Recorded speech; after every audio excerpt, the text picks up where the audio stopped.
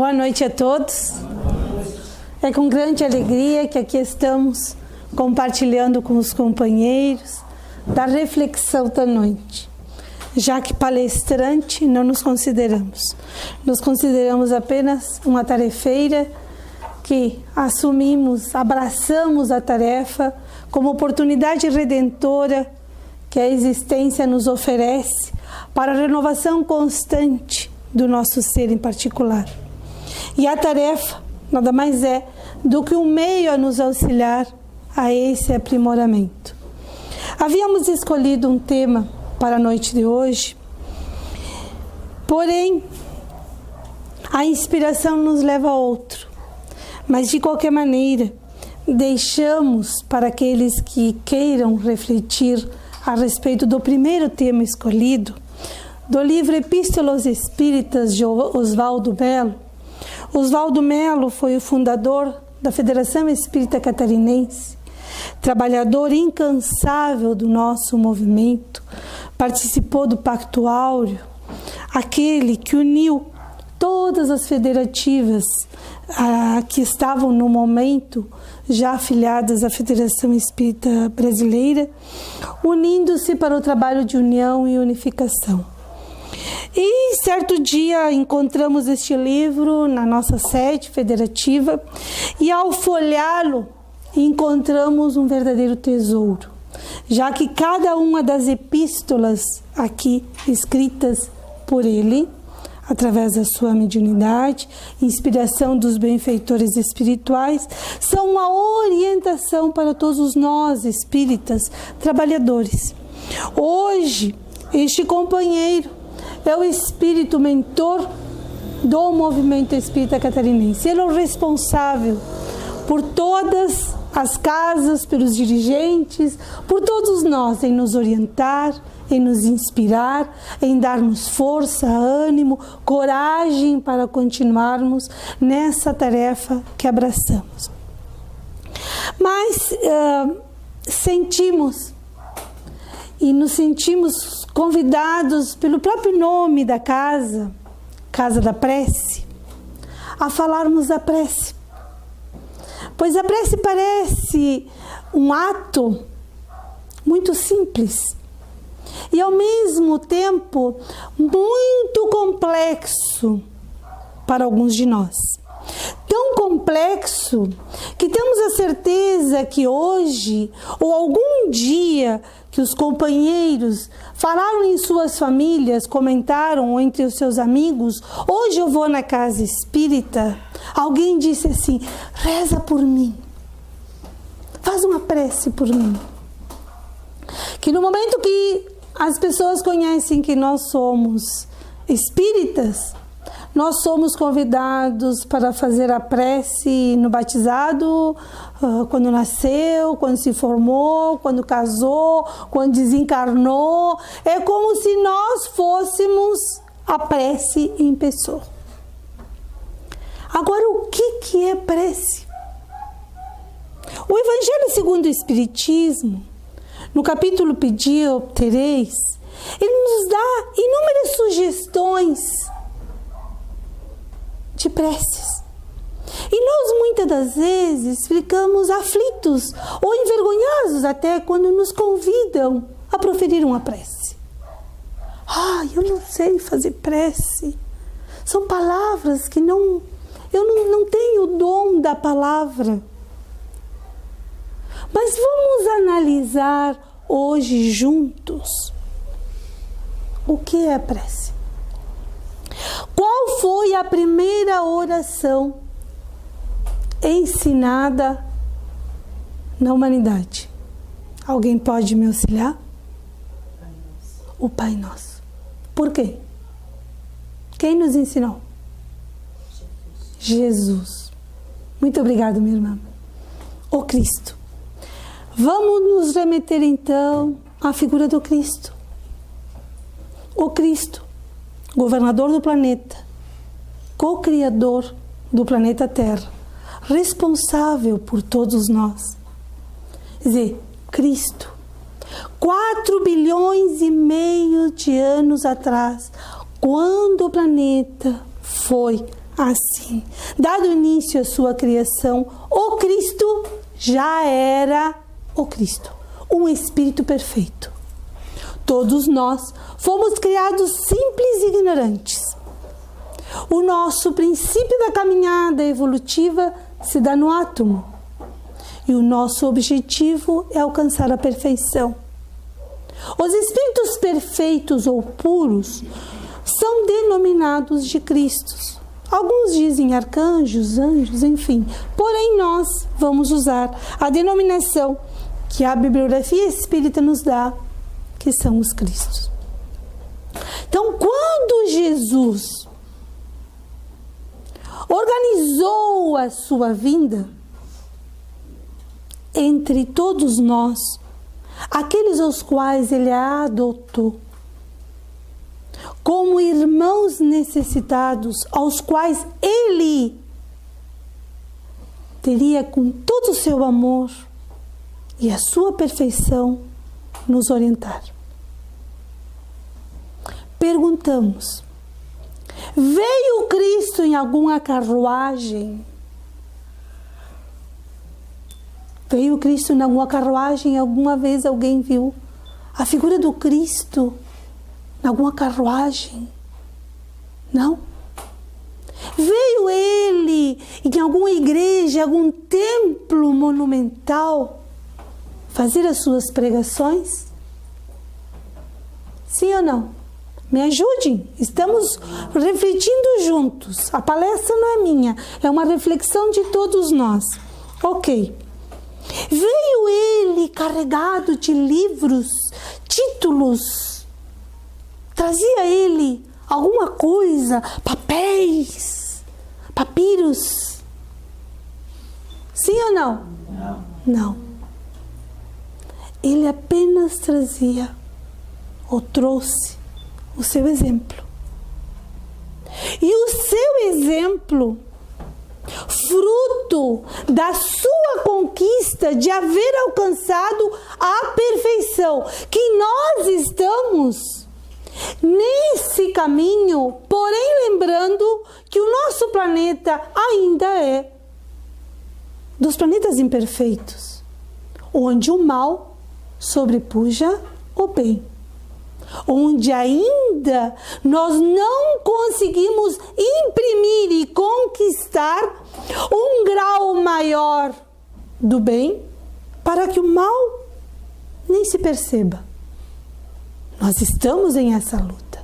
Porém, há 2000 anos, 2000 e alguns anos, né? Já estamos em 2017, quando o Cristo veio até nós, a imperfeição era maior. E ele apenas no Sermão da Montanha, com as bem-aventuranças, em cada uma delas nos deu as orientações de como deveríamos agir. Não nos disse: minha irmã, memorize as bem-aventuranças, saiba-as uma por uma. Não disse: meu irmão, diga-as em tal momento qual é a primeira, a segunda, a terceira, a quarta. Não nos pediu que nenhum de nós falasse palavra por palavra que ele proferiu. Ele nos deu orientações. Significa orientar nossas ações. Mas aquela que gravou, que todos nós, pela manhã, pelo anoitecer, quando estamos felizes, ou mais bem quando estamos tristes, a fazemos. Que até as crianças pequeninas conseguem fazê-la, é o Pai Nosso. Só que o Pai Nosso, ele não é somente para que nós o falemos. Ele é o mais exato manual do bem viver. Poderá haver um ser neste planeta ou aos seus arredores que não saiba nenhuma das palavras do Pai Nosso, mas se ele a praticar, já estará sendo o homem de bem. Já estará sendo o verdadeiro cristão. Quando Jesus nos diz, Pai nosso que estás nos céus, ele nos coloca na primeira frase a nossa primeira necessidade de conquistarmos a fé, de conscientizar-nos, já que a doutrina espírita nos convida a termos a fé raciocinada, não a fé cega, a nós conscientizarmos verdadeiramente de que existe Deus.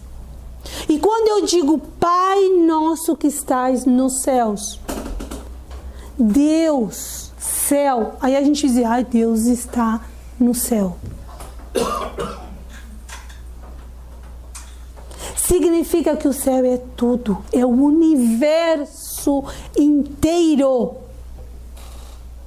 E que nós nos conscientizemos de que Deus está em tudo, desde as profundezas das trevas até os páramos celestiais, fazem parte do reino de Deus. Porque se tudo é criação de Deus, e se todos somos os seus filhos, não importa o grau evolutivo que estejamos vivendo no momento, porque não significa, se hoje eu estou vivendo experiências mais inferiores, eu seja um ser inferior.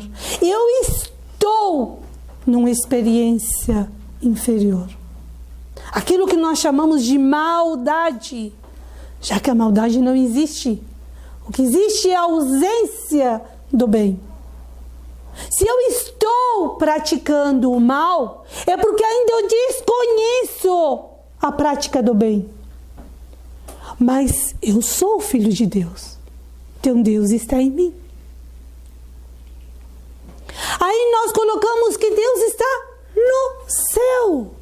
Deus está lá, em cima, distante. Não. Deus está aqui, está lá. Está em tudo, em tudo. Santificado seja o vosso nome.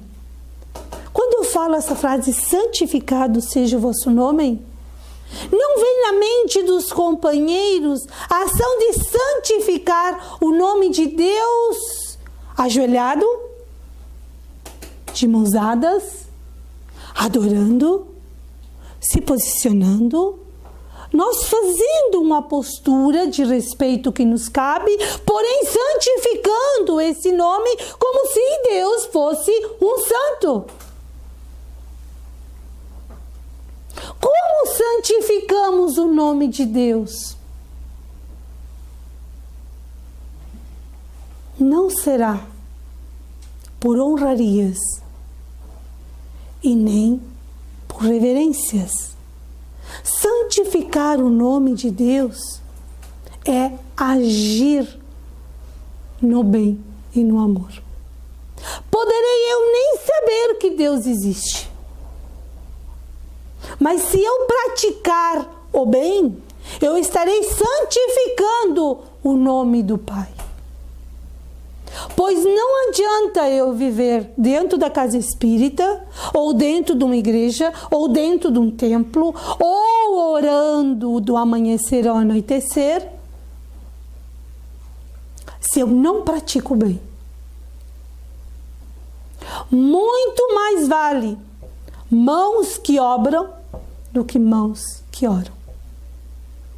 Porque ficar todo dia orando não me faz mais cristão do que aquele que trabalha pelo bem de todos e para todos, com amor, com dedicação, com sentimento sincero daquele que quer o melhor, não só para si, como para todos. Desta forma estarei santificando o nome de Deus, através dos meus atos, dos meus pensamentos, das minhas palavras. Pois de nada vale eu orar e dar meia volta e criticar, xingar, julgar, apontar, como se fôssemos os donos da verdade. Nós não somos ainda os possuidores da verdade. Nós estamos tentando entender, compreender a verdade que nos libertará, como Cristo assim nos disse. E ela está em partes nos livros.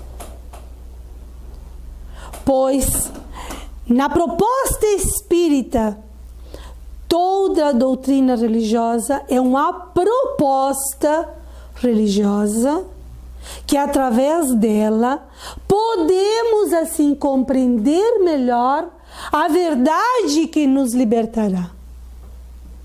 A proposta espírita é para os trabalhadores da última hora. Quem somos os trabalhadores da última hora? Nós. Significa que última hora, não tem mais horas. O tempo está terminando. Significa que nós, que abraçamos a doutrina espírita como proposta libertadora de nós mesmos, foi assim: olha, minha filha, ó, Rosana, chegou, já te apresentamos várias propostas durante todas as tuas existências anteriores, não soubestes aproveitá-la, então nós vamos te esclarecer didaticamente melhor a questão, para ver se agora tu consegues entender. Então, terás a doutrina espírita como tua orientadora. Mas não adiantará memorizar capítulo, página, livro, autor, já que nós, dentro da doutrina espírita, temos uma vasta bibliografia fantástica, mas ela não está para enfeitar os nossos olhos e nem está para encher o nosso orgulho de tantos quantos livros tenhamos lido. Que isso vemos muito no nosso meio. Tenho 500 livros na biblioteca. Já vi muitos dizerem: o meu ápice será quando chegar aos 1000 livros na biblioteca. Ok. Muito bom. Maravilhoso. Se dentro dessa biblioteca nós conseguirmos ler, entender, mas sobretudo pôr em prática, não precisa ter 1000 livros. A base de toda este é o tijolo, a base fundamental de todo o conhecimento da doutrina espírita está aqui, no Livro dos Espíritos. O primeiro livro codificado, organizado por Kardec. O Pentateuco todo daqui foi extraído. Todos os outros volumes que temos, eles são a extensão do Livro dos Espíritos. E essa vasta bibliografia que temos no movimento é nada mais do que uma releitura de tudo que está no Pentateuco. Daqui saem inúmeras informações em base a este livro. Aí nós pegamos o Livro dos Espíritos, 1019 perguntas, lemos, se estudamos, demoraremos alguns anos, depois de alguns anos, chegou, tá bom, vou ver agora qual deles eu vou ler. Li, passaram-se alguns anos, chegou, vou para uma bibliografia mais atraente. Muito nos ajudará, mas mais nos ajudará pôr em prática somente o que o Cristo nos deixou. E para isso, não precisamos tanto de livros. Não precisaríamos tanto dos livros. Precisaríamos sim nos conhecer. Porque no Livro dos Espíritos, não estou bem certa o número da questão, creio que é 621, que pergunta onde está escrita a lei de Deus. É nessa, Matiela, lembras? Eu nunca lembro qual é a questão, mas acho que é essa. E os Espíritos respondem na consciência. Não precisa ser um grande intelectual para ler a sua consciência. Basta conhecer-se. Pois se somos filhos de Deus, que é perfeito, a perfeição está em nós. Basta, antes de agir, consultar a nossa consciência se o que vamos fazer não prejudicará a ninguém e não estará contra as leis divinas, que é onde são escritas na nossa consciência. Então vejamos como a questão é simples, queridos companheiros, e nós aqui complicamos.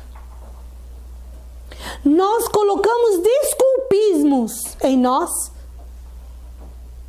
nas nossas falhas, nos nossos erros, sendo que todo amanhecer, quando fazemos o Pai Nosso, estamos ditando o manual do bem viver. Santificado seja o vosso nome.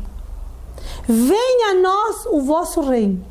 Aí a gente senta, diz assim, ó, faz favor, traz um pedacinho do teu reino para mim. Eu queria ter o teu reino. Eu queria viver em teu reino. Já vivemos no reino de Deus. E este reino de Deus que vivemos não somente é o exterior, principalmente é o que temos dentro em nossas almas. Pois podemos estar no lugar mais paradisíaco que existe neste planeta. Mas se dentro de nós houver uma tempestade, o inferno dos nossos pensamentos, não conseguiremos ver uma beleza sequer. Agora, se a paz estiver dentro de nós, poderemos estar no meio de uma grande batalha, como nos momentos que estamos vivendo agora. E a paz estará em nós, porque é uma conquista interior, não é uma conquista exterior.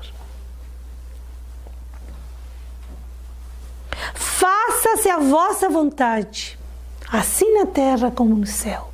Resignação. Se eu tenho fé, se eu pratico, consequentemente eu terei a resignação como conquista. Faça-se a vossa vontade assim na terra como no céu. Significa que em todo lugar faça-se a vossa vontade. Seja ela causante de dores, lágrimas, rangidos, sofrimentos ou alegrias. Não importa o que. Mas a vontade de Deus. E se eu sei que Deus é perfeito, e Deus está em tudo, e Deus nos criou para a perfeição, aquele momento é a sua vontade. E eu me resigno diante dela. Não me desespero. Procuro a sua força, procuro a sua inspiração para poder entender e passar aquele momento da melhor forma possível. O pão nosso de cada dia jamais nos falte. Aí a gente imagina aquele pão, padaria quentinho, maravilhoso, cheirosinho, coisa boa. O meu filho Jonas João, quando era criança, ele ainda pedia o pão com manteiga de cada dia, porque ele adorava o pão com manteiga. Mas a gente imagina aquele pão que não nos falte, prato com feijão e arroz, né? A gente imagina a comida. A comida é consequência, ela alimenta o corpo que nos veste temporariamente a esta experiência terrena. Mas existe o alimento espiritual que a vida nos dá a todo momento e nós muitas vezes não temos os olhos para ver, nem ouvidos para ouvir. Este é o momento de pão espiritual, onde juntos estamos refletindo. As dificuldades lá fora são alimento espiritual, porque elas desenvolvem aptidões em nós que nós nem imaginamos. Todas elas. O viver em sociedade, o articular situações, o desenvolver, construir, trabalhar, viver, é um alimento para a alma. Esse é o pão que Deus nos dá a cada instante. Mas a gente quer uma vida de rei e de rainha, né? A gente não quer cozinhar, não quer lavar, não quer trabalhar, não quer pegar ônibus lotado, a gente não quer andar a pé, a gente quer andar de carrão e assim por diante. Só que não percebemos que as minúcias da vida, os pequenos detalhes da vida são alimentos à alma. Alimentos que nos fazem crescer, amadurecer, tornar-nos espíritos fortalecidos, amadurecidos. Esse é o pão nosso de cada dia. Perdoa as nossas ofensas. E ainda acrescento, que sabemos que são tantas ainda. Mas dá-nos o sublime sentimento de perdão a todo aquele que nos ofender e nos magoar ou nos trair. O perdão. Porque, olha, o Moro está tendo um trabalho e tanto aqui diante de toda essa função do Lava Jato, né? Mas nós somos os Moros pequenos, que como a gente gosta de julgar. O nosso dedinho, ele olha, é uma varinha mágica, a gente vai julgando assim tudo. A gente já julga pela aparência, pelo olhar, pelo falar, pelo que faz, pelo que não faz, como deixa de fazer. A gente julga tudo e não perdoa. Agora, a Gladys Pederson, evangelizadora da Federação Espírita do Rio Grande do Sul, lembro que na época da Cecília Rocha nos ensinava: quando você aponta um dedo a alguém, você tem 3 em sua direção e 1 para Deus. 3 dedos para você e 1 para o outro. E o outro está direcionado a Deus. Sempre que apontamos alguém, primeiro olhemos 3 vezes para dentro de nós, com a bênção de Deus, e depois, sim, analisemos as atitudes alheias para que nós não venhamos a cometer os mesmos erros, mas não para julgar. Quem somos nós para julgar? Criaturas que estamos tentando nos libertar de nós mesmos. Não sabemos as dificuldades dos companheiros que trilham a vida com a gente. Desconhecemos as dificuldades de cada um, porém julgamos por pequenas atitudes. E essas pequenas atitudes não nos dão a história dessa criatura, que não é uma história de 50, de 60, de 20, de 30 anos vividos, são de incontáveis reencarnações. Pois hoje nós somos o resultado de tudo o que já trilhamos nas nossas existências. Nem eu me lembro que eu fui nas encarnações passadas. Como saberei quem a senhora foi, quem a senhora foi? Quem sabe aqui nós temos reis, rainhas, duques, nobres, ou não. Não importa, são títulos dos homens. E esses títulos tão sonhados por todos nós foram o pão lá de existências passadas que alimentou a nossa alma pelas experiências vividas. E se hoje estamos trabalhando 8, 10, 12 horas por dia, também é o nosso pão espiritual. Pois através da disciplina aprendemos a orientar as nossas ações. Perdoa as nossas faltas assim como perdoamos aqueles que nos ofendem. Não nos deixeis cair nas... Qual? Tentações. Tentações. A palavra tentar ações. Não nos deixes cair naquilo que nos tenta a cometer ações que nos fazem sofrer. As tentações nada mais são do que aquelas ações que no passado nos fizeram sucumbir. E hoje, como prova, nos são colocadas diante de nós para ver o quanto tenhamos superado em nós mesmos essas dificuldades.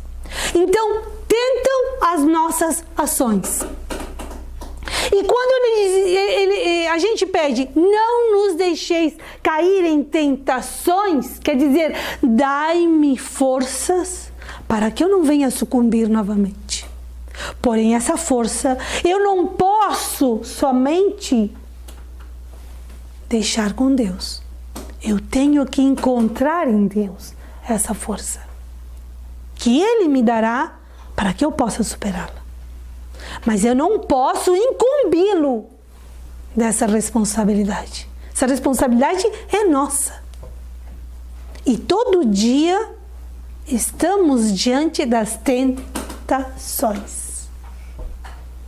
Porém, temos os nossos guias espirituais, os nossos anjos da guarda, o nosso benfeitor, como queramos dizer, a dar-nos orientações. Significa orientar nossas ações. Eles nos orientam, nos inspiram.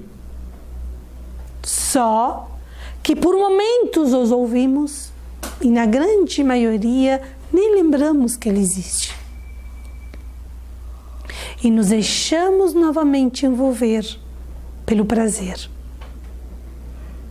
Liberta-nos de todo mal. Aí quando eu digo assim, liberta-nos de todo mal,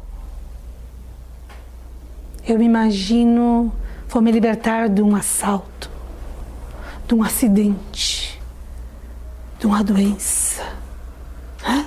A gente encontra o mal nisso assim, liberta-me de todo o mal. O que é o mal? Eu sei o que é o mal? Eu sou consciente do que realmente é o mal? Porque se eu ando em uma favela, inclusive eu vou trabalhar todo dia nela, eu não posso esquecer que eu estou dentro do reino de Deus. E se comigo andam espíritos imperfeitos que me tentam a cometer o mal, eu tenho que lembrar que eles também são filhos de Deus. E se eu sou abordada por alguém que quer algo material meu, aquilo que nós chamamos de assalto, ele também é filho de Deus. E ele também está no mesmo reino de Deus. E se alguém me tira a vida material, eu tenho que lembrar que esse alguém também é filho de Deus. E no momento que eu me desprender da matéria, eu continuarei no reino de Deus, que é o universo inteiro. Então o que é o mal? Eu me protejo do mal de outrem e esqueço de me proteger do meu próprio mal, que é a minha ignorância, que são os meus pensamentos ainda negativos, que é o meu mal viver. É esse mal viver que eu tenho que me libertar. Porque no momento que eu tenho a alegria de viver, que eu amo a vida, os males desaparecem e surgem oportunidades de aprendizagem. Liberta-me do mal que existe em mim. Só que em toda oração, Ele já me deu todos os passos para libertar, que foi a fé, foi o bem viver, foi a resignação, foi o perdão. E agora, libertar-me de mim mesmo. E para finalizar, Ele diz que assim seja. significa que assim se faça. Que dessa forma seja. Então, que assim eu possa viver. Vivamos a prece muito mais do que somente proferi-la. Quando nos convidem a fazer uma oração, não está na quantidade de palavras, que muitas vezes uma oração termina sendo uma palestra. A criatura começa a fazer oração e respira e parece que ela já vai terminar e continua. E faz uma palestra aquela oração, né? E aí nos convida a gente, puxa, mas eu não sei falar como ele. Não importa, não precisa. A gente só tendo a gratidão no coração por viver, por aqui estar, pelo momento em que estamos. Muito obrigado, Senhor. Já é uma prece que eu fale de coração, de toda a minha alma, que eu viva como Cristo me ensinou a viver. Eu estarei fazendo a minha prece. Então, que esta casa da prece seja para vivê-la como irmãos em Cristo, cristianizando a doutrina espírita. Epístola 2, Oswaldo Melo nos orienta. Cristianizar a doutrina espírita significa sentimento fraterno de irmãos, que todos somos necessitados. Vamos nos amar e vamos viver amando a vida. Muito obrigado pela atenção, pelo carinho, pela contribuição de todos, desejando que essa mensagem fique nos nossos corações e possamos levar aos nossos familiares, a todos aqueles aos quais compartilham a preciosa existência da vida.